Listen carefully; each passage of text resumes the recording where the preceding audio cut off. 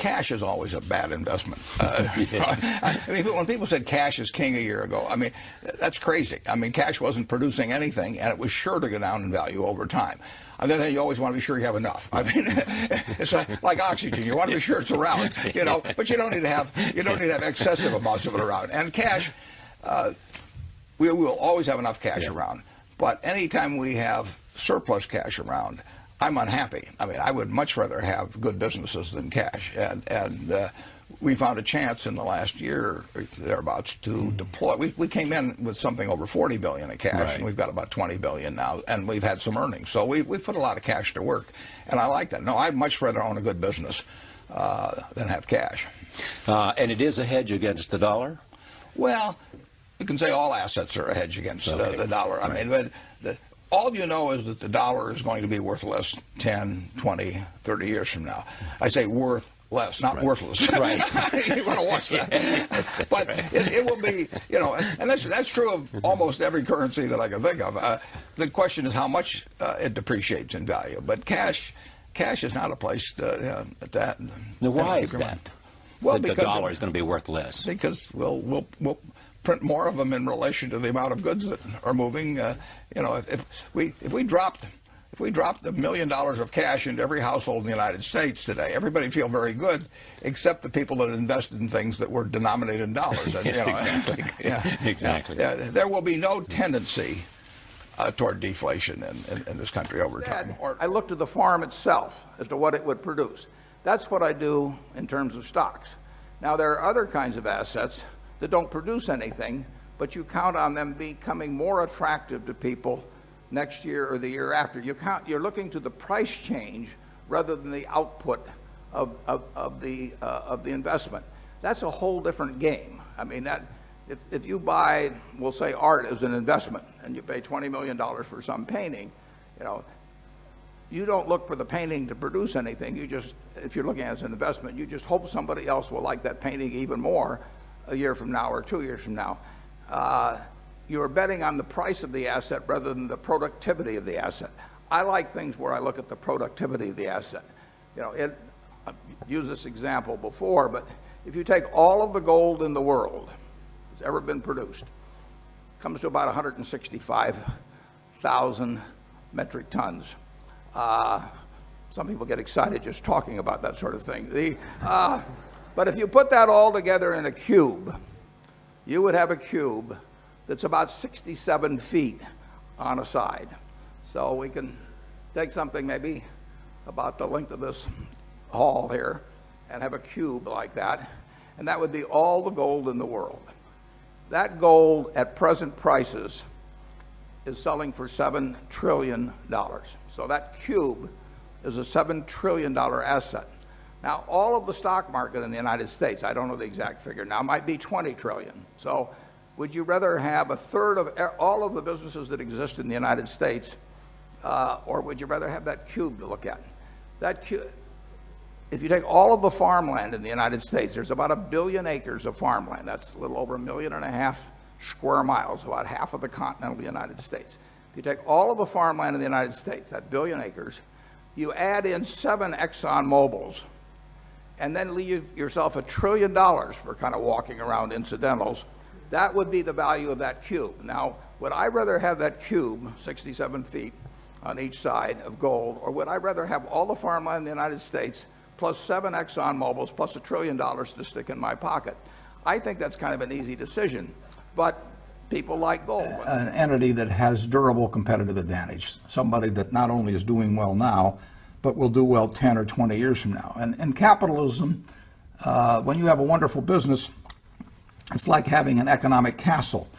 And the nature of capitalism is that people want to come in and take your castle. It's perfectly understandable. I mean, if I'm selling television sets or something, there's going to be 10 other people that are going to try and sell a better television set. If I have a restaurant here in Omaha, people are going to try and copy my menu and give more parking and take my chef and so on. So capitalism's all about somebody coming and trying to take the castle.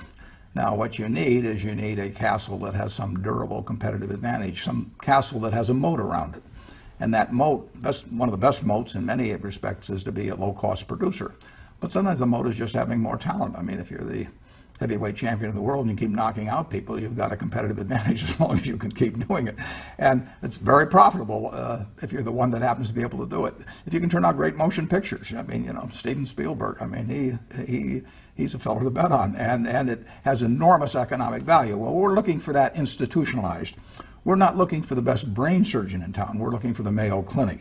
So we want an institution that, regardless of the person in charge, will maintain that competitive advantage over the decades. And we hope we find that in some businesses, and then we try to get the best person that we can to run them. Usually it's the person who's been running them. But the biggest mistakes we've made by far, I've made, not we've made, biggest mistakes I've made by far are mistakes of omission and not commission. I mean, it's the things I knew enough to do, they were within my circle of competence, and I was sucking my thumb. And that is really, those are the ones that hurt. They don't show up anyplace. I probably cost Berkshire at least $5 billion, for example, by sucking my thumb 20 years ago or close to it when Fannie Mae was having some troubles, and we could have bought the whole company for practically nothing. And I don't worry about that if it's Microsoft, because I don't know it. Because Microsoft isn't in my circle of competence. And so I don't have any reason to think I'm entitled to make money out of Microsoft or out of cocoa beans or whatever. But I did know enough to understand Fannie Mae, and I blew it. And that never shows up under conventional accounting. But I know the cost of it. I know, I passed it up. And those are the big, big mistakes. And I've had plenty of them. And unless I tell you about them in the annual report, and I resist the temptation sometimes, unless I tell you about them in the annual report, you're not going to know it because it doesn't show up under conventional accounting. But omission is way bigger than commission. There's big opportunities in life have to be seized. We don't do very many things, but when we get the chance to do something that's right and big, we've got to do it. And even to do it in a small scale is just as big a mistake almost as not doing it at all. I mean, you've really got to grab them when they come, because you're not going to get 500 great opportunities. You would be better off if when you got out of school here, you got a punch card with 20 punches on it, and every financial decision you made, you used up a punch. You'd get very rich because you'd think through very hard each one. I mean, I've been taught by Ben Graham to buy things on a quantitative basis. Look around for things that are cheap. And that I was taught that, we'll say in 1949 or 50. It made a big impression on me. So I went around looking for what I call used cigar butts of stocks.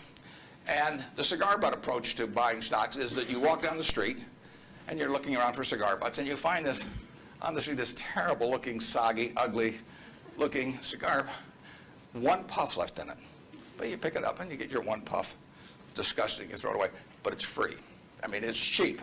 And then you look around for another soggy, one puff cigarette. Well, that's what I did for years. It's a mistake. Although you can make money doing it, but you can't make it with big money. It's so much easier just to buy wonderful businesses. So now I would rather buy a wonderful business at a fair price than a fair business at a wonderful price. But in those days, I was buying cheap stocks. And Berkshire was selling below its working capital per share. You got the plants for nothing, you got the machinery for nothing, you got the inventory and receivables at a discount. It was cheap. So I bought it. And 20 years later, I was still running a lousy business, and that money did not compound. You really want to be in a wonderful business, because the time is the friend of the wonderful business. You keep compounding, it keeps doing more business, and you keep making more money. Time is the enemy of the lousy business. I could have sold Berkshire, perhaps liquidated it, and made a quick little profit, one puff. But staying with those kind of businesses is a big mistake. So you might say I learned something out of that mistake, and I would have been way better off taking what I did with Berkshire is I kept buying better businesses. I started an insurance business, See's Candy, the Buffalo, all kinds of things. I would have been way better doing that with a brand new little entity that I'd set up rather than using Berkshire as the platform. Now I've had a lot of fun out of it. I mean, everything in life seems to turn out for the better, so I don't have any complaints about that, but it was a dumb thing to do.